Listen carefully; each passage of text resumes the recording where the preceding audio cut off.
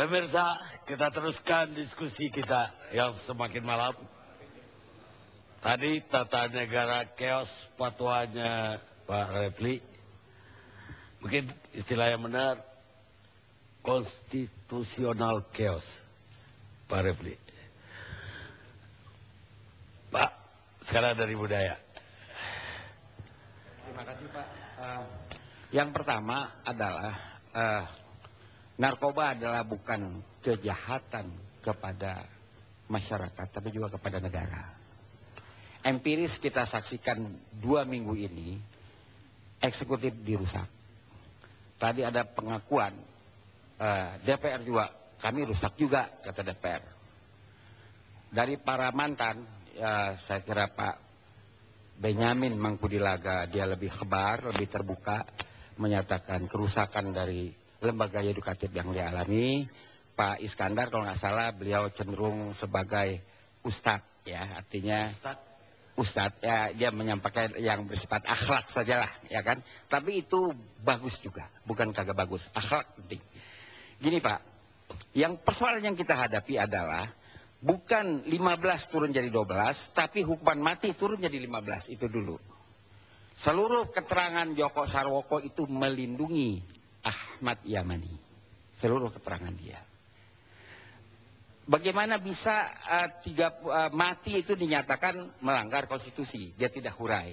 Di samping dia tidak proporsional untuk bicara itu. Di mana pelanggarannya? Baik yang diamandir 4 kali maupun yang orisinal.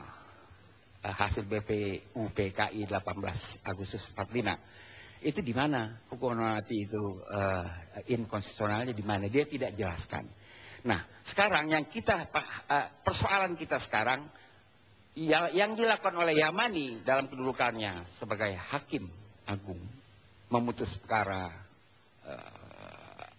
angki itu bisa menjadi jurisprudensi. Itu persoalan hukum di depan.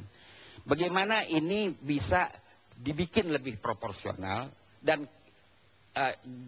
Profesor Djoko Sutono mengatakan bahwa dasar kita adalah Rechtsbewusstsein yang intinya adalah Rechtsgeschichte, riwayat hukum.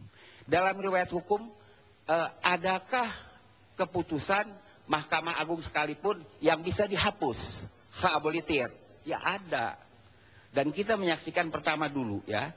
Pertama dulu ketika pemerintah pada tanggal 6 Juni 1946 mengeluarkan maklumat Stad van Oorlog en van Beleg.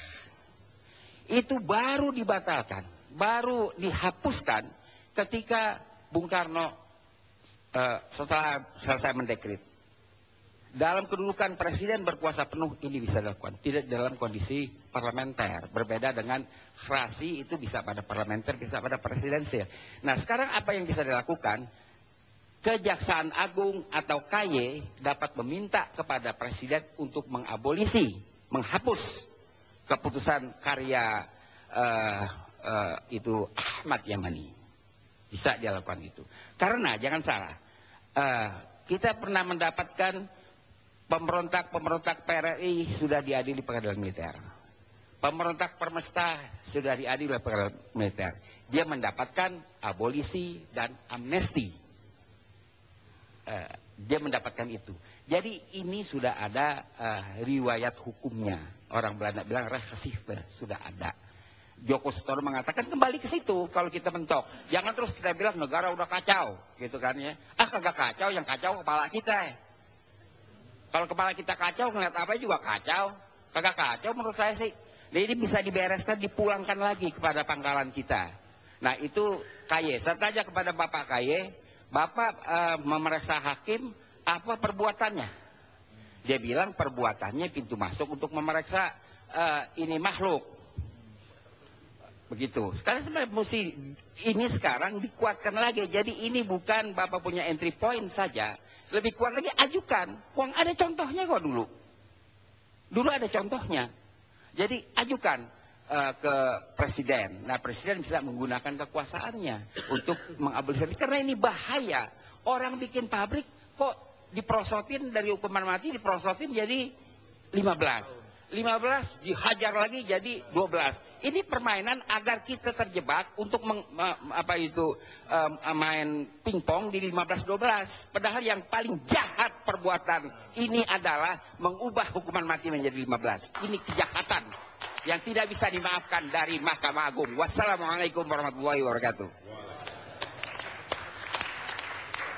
Tunggu dulu Pak Ridwan. Yang terakhir itu saya setuju.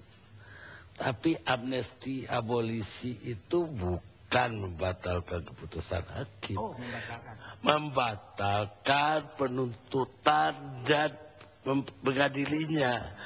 Dan itu wewenangnya presiden dalam yudikatif, bukan membatalkan vonis yang sudah berkedudukan pasti. Dalam case PRRI Permesta itu Iya, dalam case PRRI Permesta 62 atau 63 Soekarno mengeluarkan itu untuk kembali ke pangkuan Ibu Pertiwi. Tapi tidak ada yang diadili, Pak. Jadi enggak.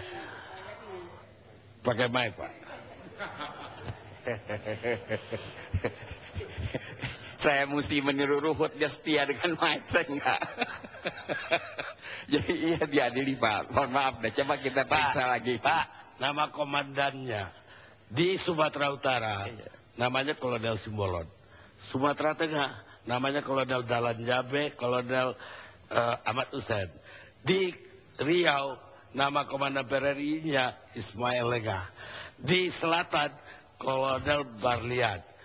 Di Sulawesi Utara Pence Samuel sama Kawilarang. Tidak satupun yang ke pengadilan. Dewan Gajah, Iya. Dewan Banteng, Iya, Dewan itu Garuda. nama kodamnya. Ya, Tapi itu komandannya tidak ada yang diadili. Alan Pop diadili, Pak. Jangan salah. Alan Pop lain, Dia- Pak. diadili, Pak. Dia ngebom sebagai spionase asing. Dia Ini ngebom diadili. dan dia diadili karena melakukan pengeboman terhadap Soekarno. Tapi Komandan PRRI Permesta clear tidak pernah diadili karena Presiden mengeluarkan hak yudikatifnya yaitu amnesti abolisi. Termasuk terhadap Ibnu Hajar Kalimantan. Itu diadili, Pak. PRRI Permesta itu hanya Sumatera sama Sulawesi Utara. Andi Ajis, Andi Sose, Andi Sele, dan Karbu Zakar di luar itu. Saya kasih mahasiswa untuk bicara.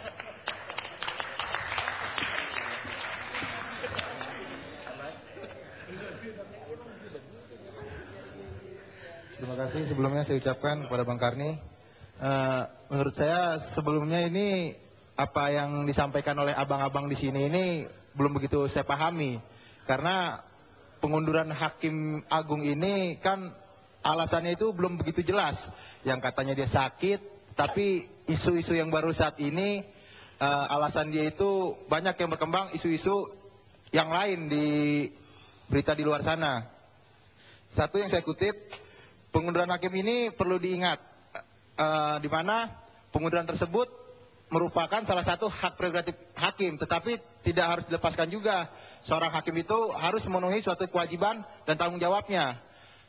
Yang dilakukan oleh Hakim Agung ini, saya lihat, itu merusak integritas hakim yang ada di Indonesia. Karena di mana banyak timbul suatu polemik-polemik lain yang di mana alasan yang saat ini dia keluarkan yaitu sakit merupakan suatu alasan yang mengada-ngada. Karena kenapa setelah dia salah memutuskan atau salah menjatuhkan putusan yang ada, baru dia melakukan pengunduran diri. Itu saja Bang Karni. Baik. Silakan. Depan. Pak, ini sebenarnya kita bicara kriminal ya. Tapi juga hakim-hakim sekarang yang sangat-sangat memusingkan gitu ya. Perkara-perkara perdata juga sangat mengerikan keputusannya. Ada satu perkara yang orang lain tidak tahu sama sekali perkaranya ini, tapi dihukum.